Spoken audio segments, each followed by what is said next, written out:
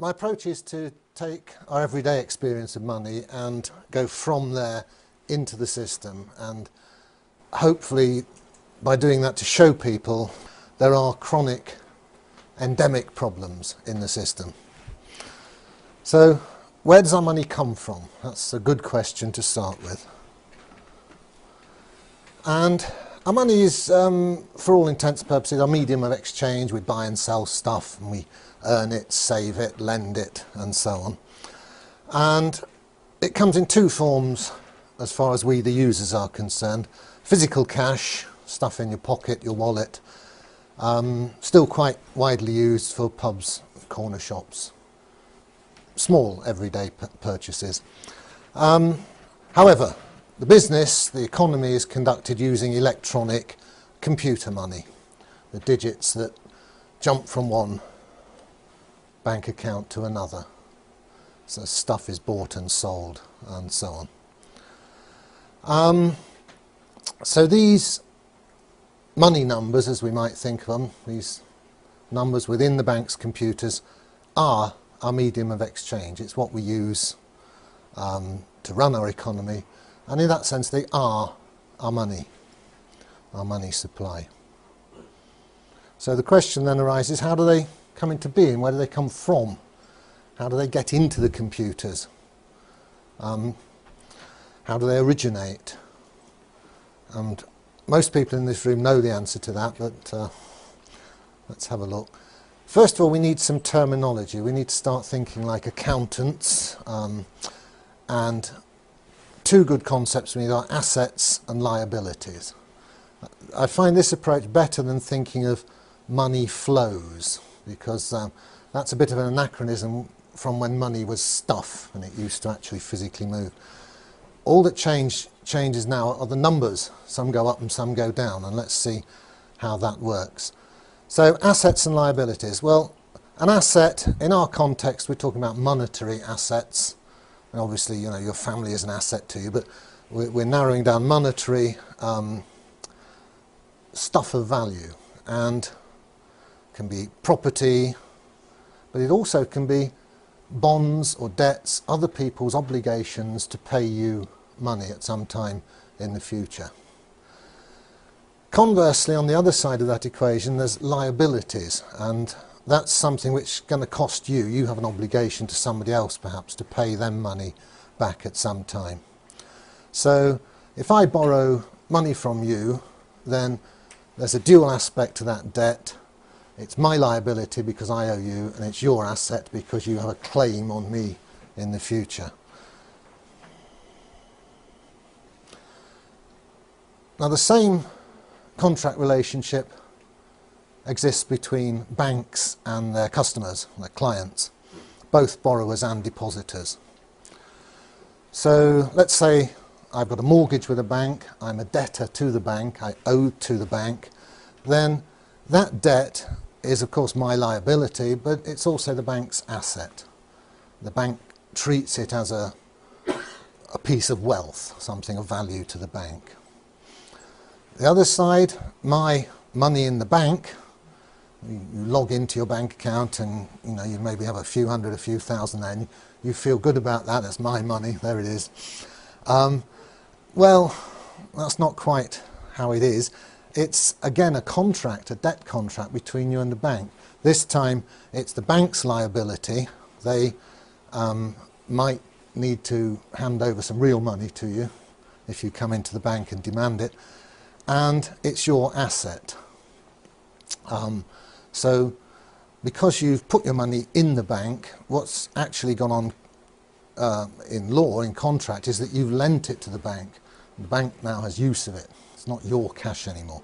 So try to think in terms of assets, liabilities and contracts between parties.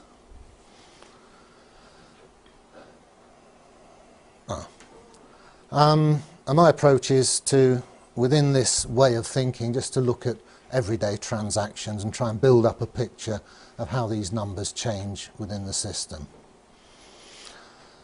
So we look at what's called the bank's balance sheets, and we'll go on to that in the next slide.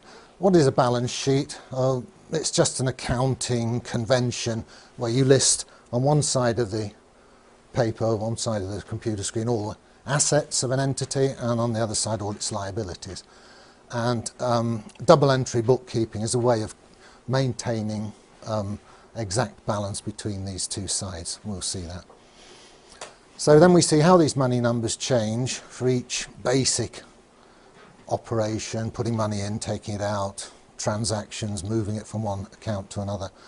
And you can see then from this bottom-up approach, going from the particular to the general, from the detailed to the more global picture, that emergent properties of the whole system are revealed as chronic problems. Okay, an initial balance sheet. A bunch of people get together and get hold of a banking license and join the game. This is their initial balance sheet. Their assets start off as all the money that the investors put in as shareholders. That goes to an account at the Bank of England. On the other side of the sheet, this is a little more subtle. This is a liability to the bank as an entity which has a debt to its shareholders. So conceptually you have to separate the shareholders from the entity which is the bank itself. And the initial liability of the bank is what's called the shareholders' capital account. It's how much the bank sort of owes back to the shareholders should it be wound up. So if the bank ceases to exist, the shareholders have this claim on the assets of the bank. Therefore it's a liability of the bank, an asset to the shareholders. Right, well, that's the initial balance sheet. How does that balance sheet change when somebody comes along to the bank and wants a loan, a £100,000 mortgage, say? Let's have a look at that balance sheet, how it changes in terms of the assets and liabilities. Because remember, all the balance sheet is a snapshot of the current state of play of the bank, how its assets and liabilities change over time. So here's an event, a basic event. Somebody takes out a mortgage. What happens to the balance sheet?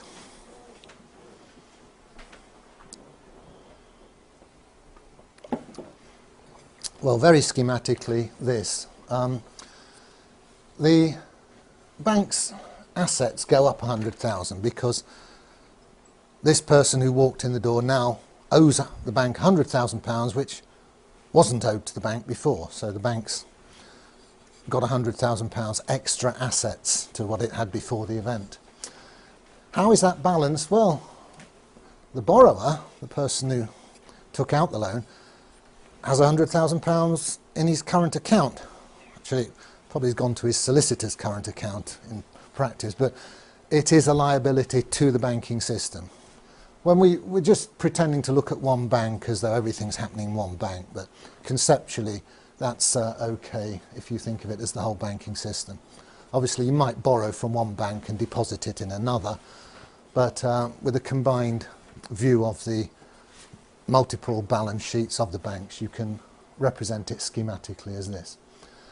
So what's happened here is somebody in the bank has approved a loan and has just typed in £100,000 onto the asset side of the bank's balance sheet, however that's represented in the computers, and has typed in £100,000 into the current account of whoever's going to receive the money. There's no stuff has moved, two numbers have changed. That's it. So we can say that debt and money are birth twins. They come into existence together. When a new loan is made, the debt and the money come into being in equal measure on opposite sides of the balance sheet. So the balance sheet is expanded in tandem, new accounting entries of debt numbers and money numbers. You've got a lot of debate on the internet and so on. The official view is that the bank isn't sort of moving any money, it's extending credit. Well, you can look at it that way, but in a pragmatic sense, as money users, we've got these numbers We just borrowed them from the bank. New numbers have sprung up in our account, and we can spend them. They're perfectly good. In a strong sense, they are money. They are a medium of exchange. Ask yourself, what's in your bank account? I got that from that advert that was going around at the time, what's in your wallet?